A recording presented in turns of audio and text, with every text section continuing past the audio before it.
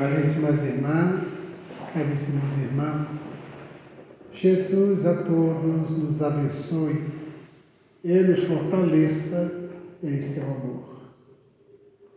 O medo em si mesmo tem uma função em nossa jornada na Terra, de tal modo que o medo é funcional, ou seja, atende a alguma finalidade. Graças ao medo, nós adotamos diversos comportamentos no sentido de escaparmos, evitarmos situações que nos ameacem de alguma forma. É graças ao medo funcional que nós temos todo o cuidado ao atravessar uma rua. Graças ao medo funcional, nós nos vacinamos exatamente para prevenir o corpo, o organismo, de toda invasão de vírus. Então, nós nos precatamos com as vacinações. E foram graças às vacinações, dentre outras medidas da civilização, que a civilização deu um salto muito importante populacional. Então o medo tem uma importância, tem a sua função. No caso do temor da morte, nós observamos o quanto que o medo, como função, nos faz prevenir, adotar medidas preventivas, acautelatórias. Contudo, existem os medos que são disfuncionais, são os medos patológicos, as famosas fobias, que estabelecem esse comportamento patológico, porque é o medo ao extremo, é o medo que conduz ao estado de ansiedade, de estresse e até mesmo do pânico. De tal modo que o temor da morte, quando escapa à funcionalidade, ou seja, aquele estado instintual de nos prevenir, de nos acautelar, de providência, de autoproteção, quando o medo assume, o medo da morte, assume o quadro patológico, é fóbico, é a chamada tanatofobia. Tanato do grego, morte, fobia, medo.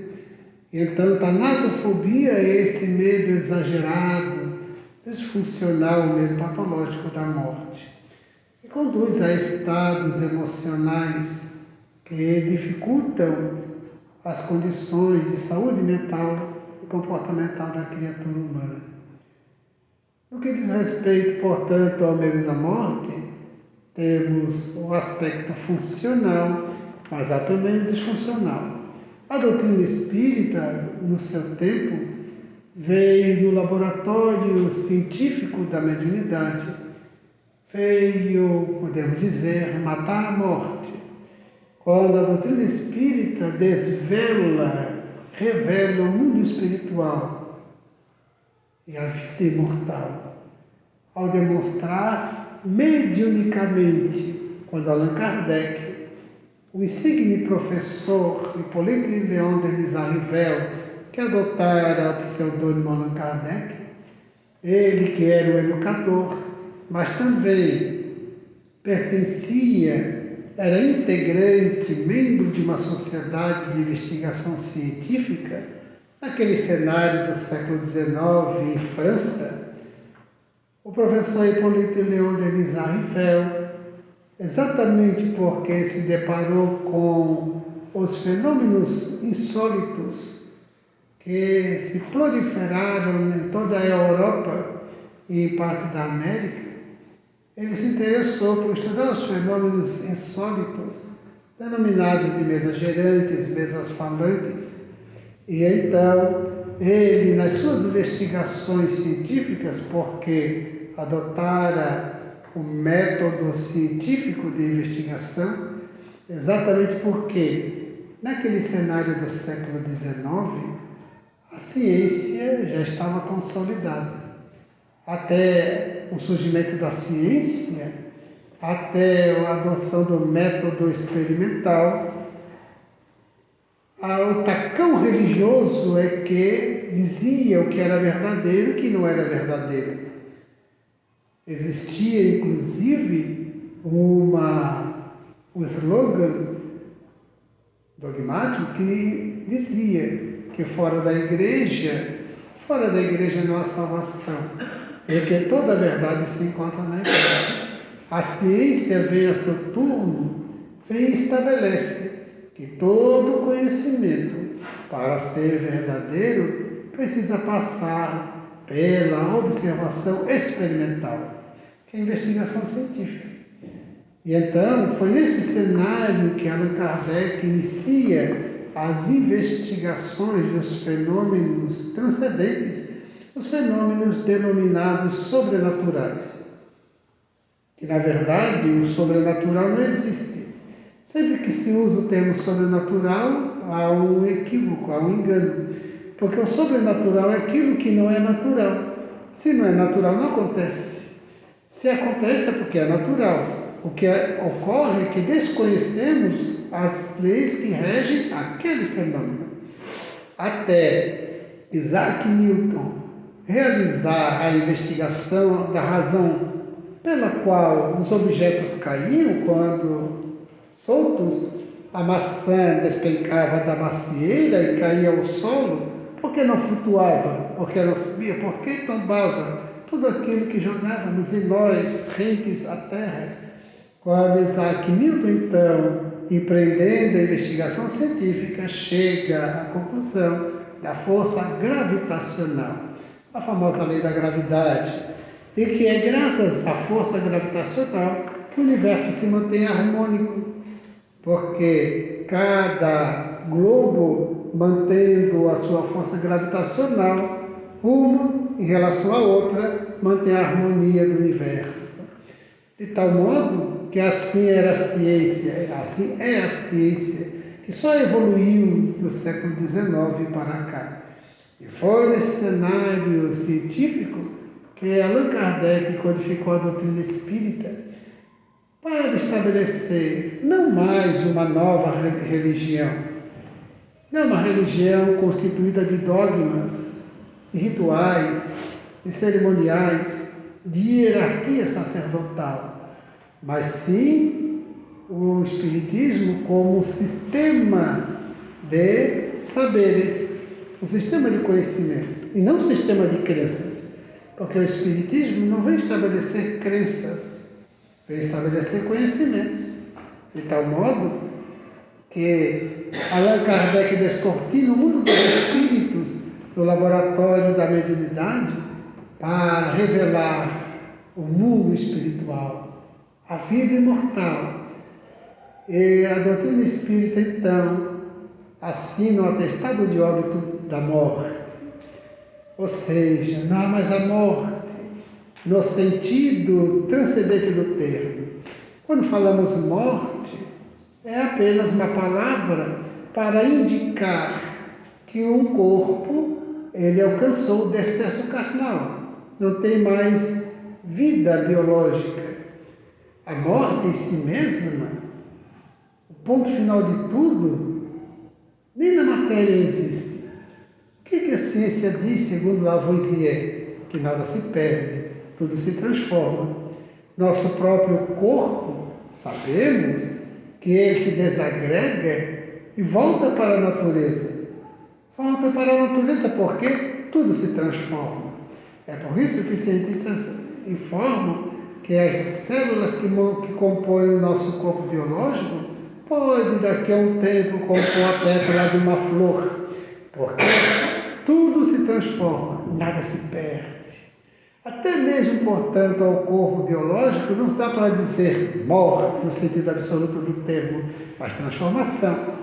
Enquanto que o espírito, conforme Allan Kardec pergunta no Livro dos Espíritos, no item 149, o que sucede à alma no instante da morte? Os espíritos respondem: volta a ser espírito, e retorna ao mundo dos espíritos, do qual se apartara momentaneamente. Esse apartar momentaneamente é durante o tempo da encarnação. E quando ocorre a desencarnação, ou seja, quando o espírito se desliga da carne, desencarnar, retorna para um dos espíritos vivo. Ou seja, o espiritismo assinou atestado de óbito para a morte. E é exatamente com essa revelação espírita da imortalidade que o medo da morte é dissipado.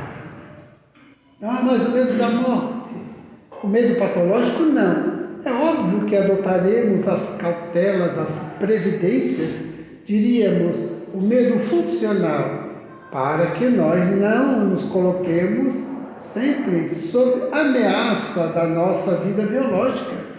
Exatamente porque aprendemos com a doutrina espírita a importância da reencarnação, a importância da nossa existência na Terra, porque é no trânsito corporal que o espírito tem as grandes e as mais eloquentes oportunidades de aprendizagem e de desenvolvimento de valores, de conquistas intelecto-morais, e ao mesmo tempo na Terra que nós somos testados, avaliados, provados. E é na Terra que nós nos recuperamos das reencarnações passadas. Porque no mundo dos espíritos, o espírito em si mesmo, o espírito se cruzar os braços, pode permanecer assim ad eterno, porque o espírito, em essência, precisa da alimentação. O espírito, em essência, não precisa da água. O espírito, em essência, não sofre de frio nem de calor. Sempre que há espíritos reclamando de fome, de sede, de frio, são as condições mentais, evolutivas dele. Quando lemos André Luiz no livro Nosso Lar, a gente vai observar que ele reclamava de frio nas regiões umbralinas do mundo espiritual, que a barba cresceu, ele sentia fome, ele sentia medo, mas tudo por causa das suas condições espirituais, mentais, porque em essência o espírito não sente frio, nem calor, nem fome, nenhuma outra necessidade. De tal modo, se o espírito permanecer parado, poderá ficar assim eternamente. E é, portanto, no mundo corporal encarnado que o espírito experimenta todas as necessidades da existência corporal e temos que atendê-la. Então, na Terra, para darmos dignidade à vida, à existência corporal, precisamos do trabalho. Somos instados, desafiados a estudar e a estudar, aprender cada vez mais. É a dinâmica da Terra que precisamos atender a todas as necessidades do corpo, o que requer trabalho, esforço. É na existência corporal que nós nos relacionamos um com o outro e vivemos em sociedade. Vivemos no núcleo familiar.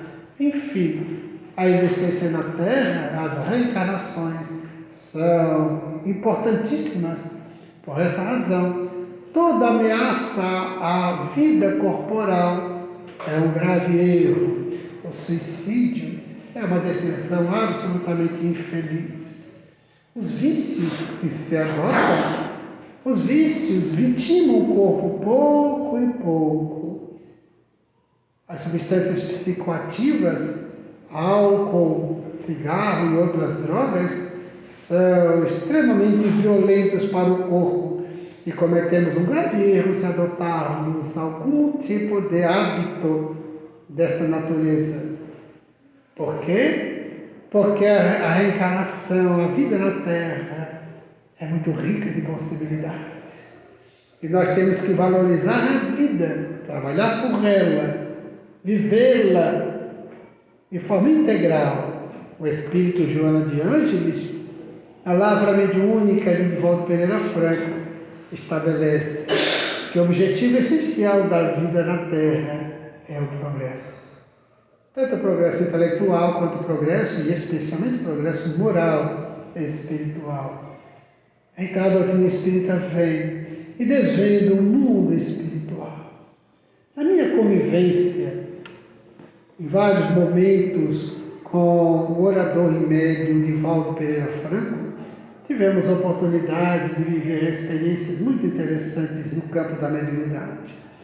Uma vez, ele fizera a conferência e, sentado à mesa para receber os cumprimentos, autografar as obras, um casal chega até ele e ela diz: nosso filho morreu num acidente.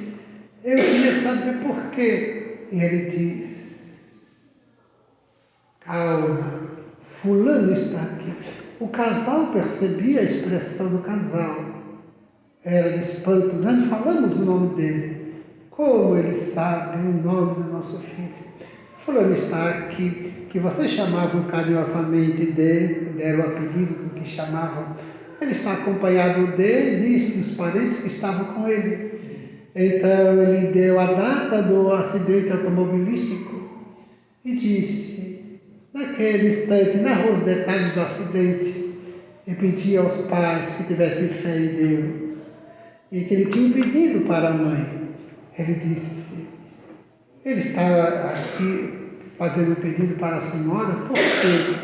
Ele disse que a senhora manteve o quarto dele inalterado, o armário de roupas ainda intacto, e que toda tarde, no final do dia, a senhora retira peça por peça do armário, alisa, chora, e devolve peça por peça, cuidadosamente ao armário.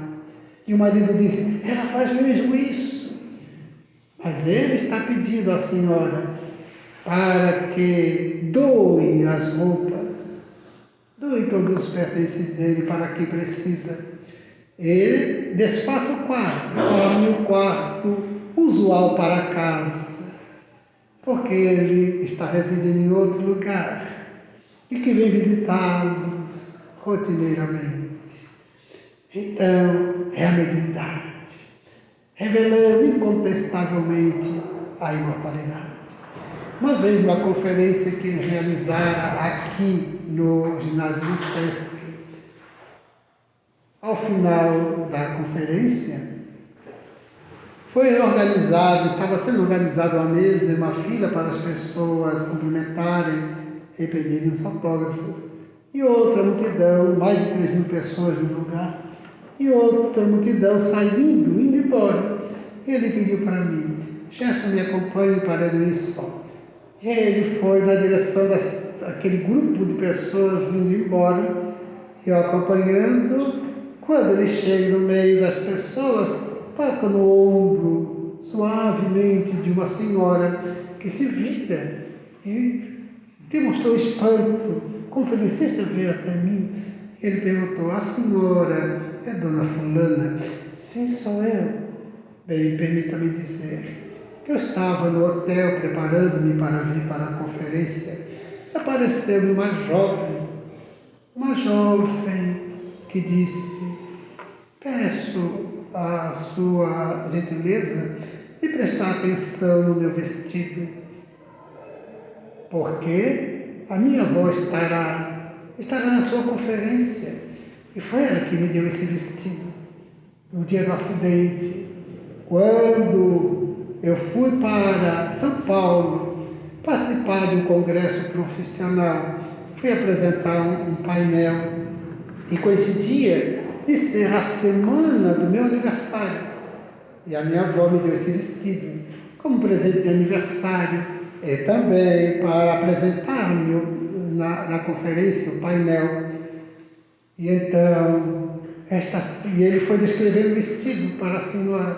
E a senhora começou a chorar e disse, mas foi esse mesmo. Foi esse o vestido que eu dei para ela. É esse o nome dela. E ela está acompanhada da irmã, uma irmã mais velha que já havia desencarnado há mais anos. E se encontrou com o Beltrano, fulano, ciclano, foi dando o nome da parentalha. O que é mediunidade? Chico Xavier. Outro meio extraordinário. Uma vez eu li o registro de uma senhora que conta a sua experiência com Chico Xavier. Ela conta que, casada, ele, o marido, tinha uma filha única, Margarete, de 5 anos de idade. E então, chega um dia, o marido conhece uma outra pessoa e decide desvincular-se do casamento para ir conviver com essa outra pessoa e foi morar com essa outra mulher. E então, a minha filhinha Margarete perguntava: mamãe, por que papai não fica mais em casa? Eu não queria falar mal dele, dizia: minha filha, teu pai foi ajudar uma pessoa. Foi ajudar uma pessoa, mas ele te ama, ele vem te visitar nos finais de semana. Sim, mamãe, mas por que ele não fica mais em casa? Quando ele estava com ela, na despedida, ela segurava as mãozinhas e diz: mãe, papai, por que você não fica mais em casa? Ah, minha querida, são coisas de adulto. Eu te peço perdão. Se você não puder me perdoar, que você me desculpa. Tá bom, papai, eu te desculpo, mas por que você não fica mais em casa? Um dia, ele resolve voltar para casa. Pede perdão, reconcilia comigo, e então voltamos a conviver. Certo, final de tarde, fomos pegar, como habitual, Margarete no pré-escolar. Ela sempre ficava no portão do pré-escolar. Era uma época, a década de 1970, que não tinha esses cuidados que tem hoje de segurança nessas unidades educacionais. E então, ela ficava sempre com a mochilinha dela no portão do pré-escolar e a gente passava ali e pegava ela. Naquela tarde ela não estava. Então entramos, procuramos ela pela escolinha, falamos com os colegas, falamos com as tias. E a tia disse: mas ela estava ali no portão, como sempre, com a mochilinha. E parou um carro e ela entrou. Pensei que fosse vocês. Daí, não, deixe o cara para fora. Óbvio. Fomos à polícia. E então a polícia faz as buscas aqui e ali. E nada. Então aquele tormento. O sofrimento inaudível de não saber onde está a nossa pequena. Um dia, um grupo de meninos brincava de bola no terreno baldio. E a bola escapuliu para o terreno vizinho, um matagal. E no encontro da bola encontraram um corpinho. O corpinho já em estado de putrefação. A polícia foi acionada. E como havia o registro de desaparecimento de uma menina com aquelas características, nós fomos chamados. Era Margarete. Era a nossa Margarete que foi assassinada e o corpinho abandonado ali. Então o desespero aumenta. A polícia empreende investigação. Das conversas que teve com o casal, a polícia ficou sabendo que o marido teve a convivência durante um tempo com uma outra mulher e ela se tornou uma suspeita. A polícia foi ao encontro dessa mulher, chamou-a para um severo interrogatório e, diante do interrogatório, ela confessou: fui eu que a matei. E a mataria 1000 vezes, porque foi ela que o tirou de mim. Então, agora, a dor era múltipla. A dor da perda da nossa filhinha, da forma como as coisas aconteceram, e meu marido sofrendo ainda mais com o sentimento de culpa. Um dia, ele começou a ter a ideação em falar comigo de que pretendia invadir a delegacia matar aquela mulher e depois matasse, porque ele não suportaria aquele estado de coisas. E então, o sofrimento estava assolando a nossa casa. Quando alguns amigos disseram: por que vocês não vão a Chico Xavier em Uberaba? Vão a Chico. Chico é uma corrente de luz que descendente das sedes. Nós pensamos e decidimos, não custa ir, e fomos. Era uma sexta-feira, chegamos de noite lá em Uberaba, na casa da prece, o grupo espírita da prece, onde Chico laborava. Então enfrentamos uma longa fila. Quando chega a nossa vez, Chico tinha o hábito de beijar as mãos da pessoa, porque as pessoas normalmente beijavam a sua mão. E eu disse para ele: Chico, mataram a nossa filha. Chico olhou para mim com muita tranquilidade e disse: mas ninguém mata ninguém. Margarete está aqui, está acompanhada da vovó Felicidade, a mãe daquela senhora. Estava com Margarete. Mas como? Eu não falei em nome de minha mãe nem de Margarete. Apenas disse a minha filha. E Chico nos disse: aguardem, tenhamos fé. A noite avançou para a madrugada. Chico foi concebendo as mensagens. Ele tinha por hábito, antes de chamar para quem se destinava a mensagem, que chamava pelo nome a pessoa, sem que ninguém tivesse dado nome para ele, o Chico lia primeiro e entregava. Ele chamava pelo nome, lia e entregava. Então chama pelo nosso nome, meu marido e o meu. Então, Chico leu a carta e depois nos entregou. E dizia assim: papai e mamãe, eu estou aqui escrevendo com a ajuda da vovó Felicidade, porque ela ainda não era alfabetizada. Vovó Felicidade segura a minha mãozinha e eu escrevo. Naquela tarde eu estava como sempre esperando no portão da escola. E parou um carro bonito com uma mulher, e ela disse: Margarete, o teu pai e a tua mãe pediram para que eu viesse te pegar, eles não puderam vir. E eu entrei atrás, e eu dormi, não lembro de mais nada. Quando eu acordei, eu estava num quarto diferente, e sentado à cama, a vovó Felicidade disse: mas vovó, a senhora aqui, mas a senhora não morreu? Não, minha filha, ninguém morre. E papai e mamãe, depois você ficará sabendo de tudo. Se acalme, descanse um pouco, vamos conversar. A porta se abre e entra uma mulher muito bonita e que diz: olá, Margarete, eu sou tua tia Lídia. Quando eu vim para cá, você ainda não havia nascido e nós vamos cuidar de você. Daí ela disse: e papai e mamãe? Fiquei sabendo depois. Fiquei sabendo depois que meu corpinho fora todo quebrado. Mas eu quero dizer, papai e mamãe, que eu não senti nada.